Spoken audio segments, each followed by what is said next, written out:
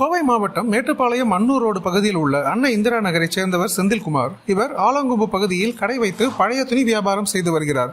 காரமடை அருகே சிக்காரம்பாளையத்தில் அன்பு மலர்கள் என்னும் ஆதரவற்றோர் காப்பகம் உள்ளது. இக்காப்பகத்தில் உள்ள தன்னார்வலர்கள் வீடு வீடாக சென்று பழைய துணிகளை இலவசமாக கேட்டு வாங்குவது வழக்கம்.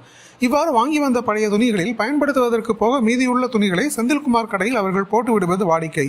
நேற்று பகல் கடையில் பழைய துணிகளை செந்தில்குமார் தரம் பிரித்துக் கொண்டிருந்த போது ஒரு புடவையில் சிறிய மணிப்பர்ஸ் ஒன்று இருந்ததை கண்டார். அதை திறந்து பார்த்ததும் அதற்குள் 4 தங்கச் சங்கிலிகள், ஒரு மோதிரம் மற்றும் 2 ஜோடி கம்மல்கள் என மொத்தம் ரூபாய் 12 லட்சம் மதிப்புள்ள 12 சவரன் நகைகள் மற்றும் ஒரு வங்கியின் ரசீதும் இருந்துள்ளது.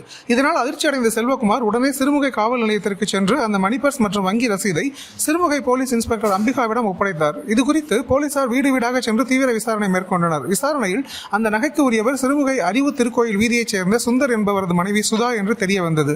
மேலும் போலீசாரின் விசாரணையில் சுதாவின் தாயார் நகையை பத்திரமாக வைத்திருக்க எண்ணி புடவைக்குள் நகையை மறைத்து வைத்திருந்ததும், அது தெரியாமல் அந்த புடவையை ஆதரவற்றோர் இல்லத்திற்கு வழங்கப்பட்டதும் தெரிய வந்தது. போலீசாரிடம் சுந்தர் ரசீது மற்றும் ஆவணங்களை காட்டியதை அடுத்து அவர்தான் நகை உரிமையாளர் என்று தெரிய வந்தது. உடனே போலீசார் அந்த நகைகளை சுந்தரிடம் ஒப்படைத்தனர்.